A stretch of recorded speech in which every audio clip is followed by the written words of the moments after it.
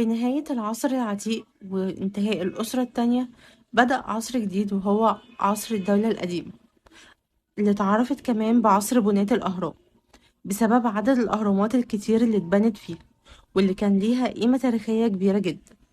كمان اتعرفت باسم العصور المنفية لأن منف كانت الوقت ده هي عاصمة البلاد.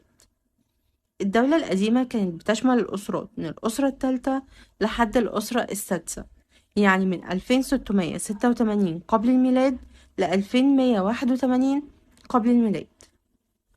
أول أسرة فيها هي الأسرة الثالثة، ولحد دلوقتي ما نعرفش الأسباب اللي خلت مانيتون وهو بيسجل التاريخ المصري ينهي الأسرة التانية بموت الملك خاسخموي ويبدأ أسرة جديدة بحكم الملك جسر، مع إن كان في صلة قرابة ما بين خاسخموي وجسر عن طريق أم الملك جسر واللي هي نيمعت حب الزوجة الأخيرة للملك خاسخموي.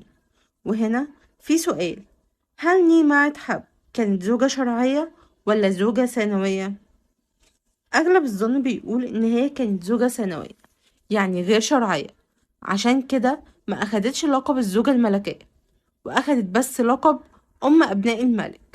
وده معناه إن جسر ابن الملك خاسخموي، وده لأن هي خدت لقب أم ملك مصر العليا والسفلى. وفي هنا احتمال إن الزوجة الشرعية للملك خاسخموي ما كانش عندها أولاد وكل أبنائها بنات بس، أو يمكن ماتوا عشان كده قدر أولاد الزوجة الثانوية إن هما يوصلوا للعرش. أهم ملوك الأسرة الثالثة هما نبكا سانخت، جسر، نسرخت، وعندنا كمان سخمخت وخعبة وحوني. نبكا سانخت يقال إن هو أول ملوك الأسرة الثالثة، وفي اختلاف على النقطة دي. المصادر زي بردية تورين وقوائم أبيدوس ذكرت اسمه في بدايات الأسرة الثالثة، وبعض علماء الآثار زي جيمس إدوارد بيعتقدوا إن هو الأخ الأكبر للملك جوسر أو جسر، أو على الأقل من نفس العيلة الملكية.